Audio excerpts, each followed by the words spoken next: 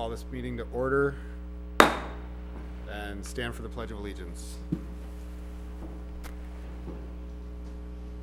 pledge allegiance to the flag of the United States of America and to the republic for which it stands, one nation, under God, indivisible, with liberty and justice for all. All right, through the roll call, John Gabby is not here. Guy Garcia is not here, and Steve Arizina is not here. All others are present. Notice to the public: any member of the public wishing to address the governing board on a topic within the subject matter jurisdiction of the district, but not on the agenda, may do so during the public comment period identified in this agenda. By law, subjects not on the agenda cannot be acted upon by the board except to briefly respond, clarify, or refer to staff for review and presentation at a future meeting. The board president will recognize you for public comment on matters on the agenda at the appropriate time. We have no correspondence, no consent agenda. Is there any public comment? Seeing none, we'll move on to our guest and presentation. Carlos Villarreal is here with Wilden.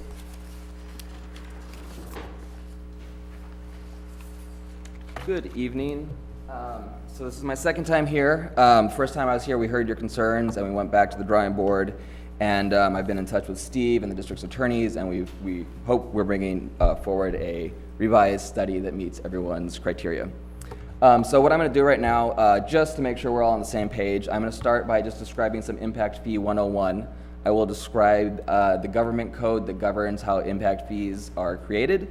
From there, I'll just talk about some basic methodology and discuss facility standards, and then we'll jump into the city of Dixon Library District's analysis in particular, and we'll end with showing you the revised fee schedule. So, what is an impact fee? It's a one-time charge to new development to pay for facilities. So it isn't charged to existing folks that are there, and it's not to be used to pay for ongoing services. It's only to be used to pay for capital facilities to serve new development. The Mitigation Fee Act in California is what governs the creation of impact fees, and there's three key findings that need to be made. The first is that the new development has a need for the facilities, so the demand from new development creates the need for these facilities. The second is that the fee revenue will be used to benefit new development. And the third is that the fee is proportional to each unit of development share of their costs. So we want to make sure that the fee is reasonable and everyone's roughly getting their fair share of what they're paying in.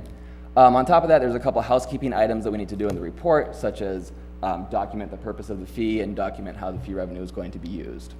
So from there, our basic methodology is we take a look at your existing and future development. We then quantify your facility standards, and I'll talk a little bit more about this in a subsequent slide. We then determine that the facility needs and costs, either informed by the facility standards or informed by facility plans on the ground.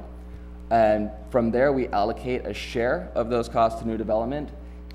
In the case where new development isn't paying the full value of the facilities, we will identify alternative funding from existing development needed to fully fund the facilities. And then finally, we'll calculate a fee schedule. So what do I mean when I talk about facility standards? We have two kinds of standards that get boiled into a cost standard. The first standard is a demand standard. So we want to know how, like a physical measure of the facilities and how that's demanded. So an example of this would be library square feet per capita. We take a look at the existing people in the district, and we take a look at the square footage that's currently provided, and we can figure out how many library square feet are currently provided. But that doesn't tell us anything with regards to cost. So we need to marry the demand standard with a design standard. The design standard is sort of like thinking, well, what level do we want to build these facilities to? I would assume if you're in a place like Beverly Hills, you might want a gold-plated water fountain. And if you're in a place that's a little bit, doesn't quite have the revenue that Beverly Hills does, you can still build the same amount of square footage, but it won't be to that same standard. So anyway, the demand standard and the design standard get boiled down into a cost standard because ultimately we need to charge a fee. And we have two methodologies for allocating the costs. And we use the system plan in this case, but I'll explain both just so you can kind of understand what's going on. Under the existing inventory method, we're saying that your current standards are adequate. And because they're adequate, we can charge new development at that same standard, and new facilities will be built, again, maintaining that same standard. In the case of Dixon, after discussing with the library director, it seemed that the current facilities are not at an acceptable standard. We need to create more facilities to get an acceptable level of service. So in that case, we can certainly charge new development at a higher standard, but when you do that, you need to have alternative funding to pay for existing development share of raising up the standard, or else you've charged too high of a fee. So this chart here is just trying to illustrate that on the right-hand side there, we can charge at this higher standard, but we're going to need to identify an existing deficiency to represent existing development share of the higher level of service. And from that, we'll jump into the Dixon specific analysis. So one area that was that folks had some questions on last time were the growth projections, and it was noted that they were way smaller than in the 2004 study. And once that was pointed out, we did some follow-up work on this, and it is true that the growth projections have been revised to be much smaller. I was in touch with a City of Dixon planning official, and he confirmed that the city is using these much reduced projections. The city used them also in their recently adopted housing element, and the county and the regional planning agency, ABAG, have published these projections. So they are vastly different from the 2004 study, but they are what the prevailing planning knowledge is using. Just a these days. comment. Sure. We have several hundred homes going in down south of the high school right now. Mhm. That alone is going to probably be 1,500 population growth when those houses are completed, and they're slated to be completed within the next 2 years. They're putting in the roads right now. Okay. All I can do is reach out to people that know more about the area than I do, and I did that, and I was confirmed from several sources that these are the projections to use. If they are incorrect, I'd be happy to correct them, but again, the folks that I've reached out to have vetted Well, these. you're saying, you know, if we approve this report, what we're saying is the city's only going to grow by 1,500 people in 25 years. That's what the planner told me. That seems completely unrealistic, but okay. Okay.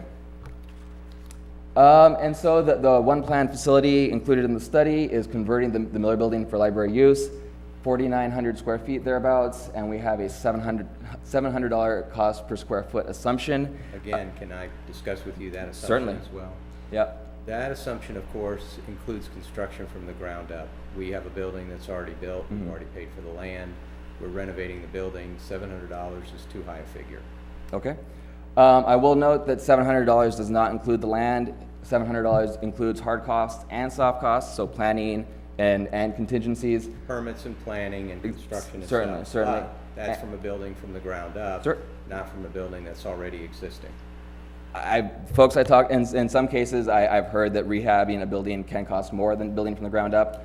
But again, I just conferred with the sources that I had, and Right, I was going to say, if you've ever participated in a remodel, it often costs more than building from scratch, so. yeah, exactly. So, I but have participated in many remodels. I'm a real estate broker and have been for 30 years, so that comment is not necessarily accurate. okay.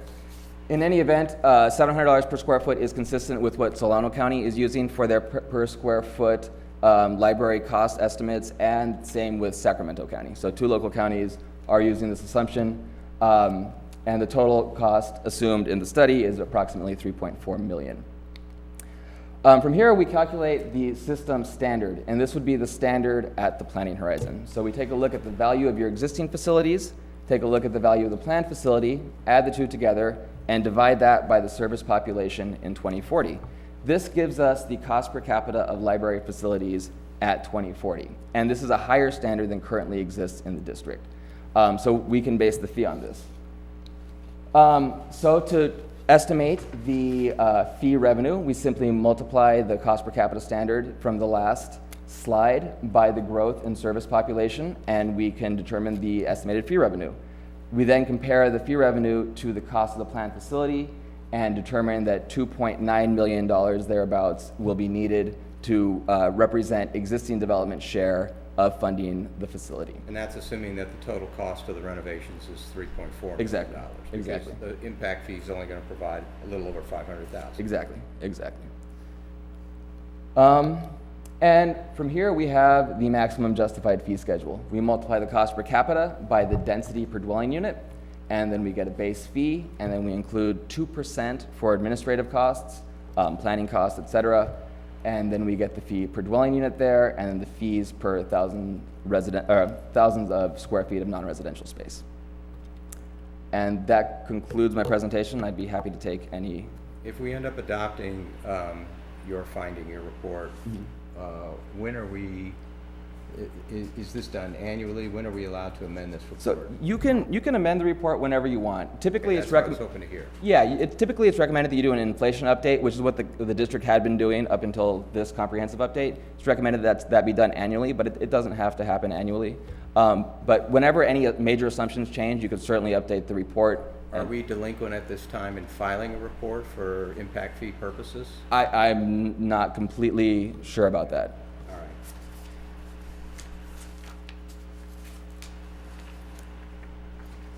Is it possible for you to go back and identify a figure for renovation per square foot versus new construction per square foot? Yeah, we can take a stab at that, certainly. Okay. Are you, excuse me, are you aware of ballpark? Are we talking, it's going to be $675 for renovation and $700? You know, I'm not a cost estimator. I take data from other people and kind of crunch the compile. numbers. So, but I'll be happy to reach out to more folks and see. Yeah. And if you have a source in particular that you can refer me to, That's I'd be- part of our problem is at this point, what we were trying to do was get a set of plans drawn of the building as it exists, and that because we don't have any current blueprints for the building. Oh, okay. So it's so old. And at that point, then get a contractor to give us a renovation estimate based on what we were, potentially setting out to do, and then have the board evaluate that. And that, I think, would then be the figure that would be plugged in. Certainly. Instead of the 3.4 million figure, would be the actual renovation budget Yeah. that we're given by a contractor. But we're behind the 8 ball, we haven't done that yet. Yeah, well, certainly you could adopt a fee, and then once you get that cost estimate Amend in, revise it. I would hesitate to adopt a fee that might be too high.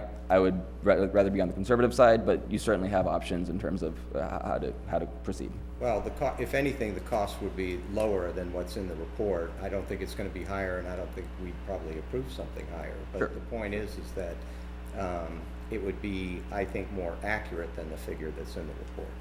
Sure. And if you have, also, aside from the actually estimating the cost for this particular building, if you have other resources that you could point me to that you think are reasonable cost estimates, I'd be happy to take a look at those as well. Okay. Okay. Any other questions Any or other comments? board comments? Any public comment? None. Thank you for right. doing all this. by the Thank way. you very much.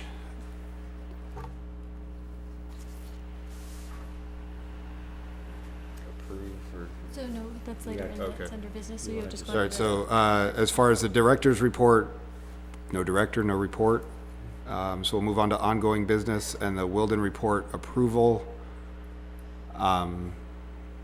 Your item's actually on the agenda now to be approved right Okay. now. Got it, sorry. A little confused there. So any board comments regarding the report or public comments? He's made the presentation today. It's unfortunate that John and Guy aren't here, because I think to approve this report, they really should hear all that information as well. But I'm not sure when there would be the opportunity for them to do it. I mean, we could potentially continue this item to the next meeting and ask them just to look at the reports. I don't know what your Are we on a pleasure is. timeline? Well, that's why I was trying to this? figure out if we were delinquent. I don't believe we're on a timeline. We have looked at this now 3 times. And the real problem is that we have been slow getting a set of plans drawn. The board approved money for a set of plans at the last meeting, and we've been slow getting a set of plans drawn, and it requires a set of plans in order to determine what Miller renovations would be. And then the board essentially has to decide if they want to spend that money or not, but we won't know until we have a set of plans. So we could approve, he's already said to us tonight that we can amend this at any time. Given that, most of my objections will melt away, because even though I have objections to some of the numbers in this, if we can fine tune it as we get better estimates, then I don't really have a problem with the report as it's written. I just want the ability to be able to, for the board to be able to fine tune this once we get our real renovation estimates in. The board would certainly have to take action, but it can certainly be revised. Okay. Yeah, and I think that we've, like you said, Joe, we've seen this 3 times. I think that, we keep hoping for a different answer and seeing the information that's presented. I appreciate the sources that you've used, especially, and citing them tonight. I think that makes me feel really confident in your numbers, at least what's out there and what's available to us. So I'm certain we could all look in a crystal ball and hope for something different, but that's what is available to us in terms of actual data. So I feel comfortable making a motion for approval of this report this evening. All right, we have a motion, we have a second. I'll second. We have a motion and a second. All those in favor? Aye. Aye. Aye. All right, motion passes. Thank you very much. Thank you. Thanks for your work. On to Miller Building update, which with Steve not here, I don't know that we can I can give you a effectively little do. bit of an update. Okay. Essentially, Steve was in the process of hiring a company, an architectural company, to draw a set of plans. The numbers are sticker shock numbers. We're talking potentially anywhere from $35,000 to $50,000 to get it done. And the reason is they have to consult with structural engineers and other people in order to draw the plans correctly. However, until the set of plans is drawn, it's really not possible for any contractors to give us an estimate of what the renovations would cost. So we will have a sunk cost before we even know whether the value, there's value in Miller to completely renovate it. Things have been delayed, Steve hasn't been able to get to it, and so this keeps dragging on. But at some point, hopefully a set of plans will be presented. A contractor will be able to provide, one or more contractors will be able to provide estimates. Then if the board approves, we would go out for RFPs at that time. That's pretty much what's happening. And in terms of plans, the only really firm plan part of this at this time is that the second floor would not be accessible to the public. Otherwise, we'd have to have an elevator installed. That's not practical. We can leave space through storage areas so that a future elevator could be added, but for the time being, the second floor would not be open to the public. Only the first floor would be open to the public. Okay. That's pretty much the update. Okay. I'm not sure what the action was supposed to be on that, I think it was just optional I think action if so. there was something to act on. So we'll move on to new business and the approval of the minutes from August 13th. That's still good.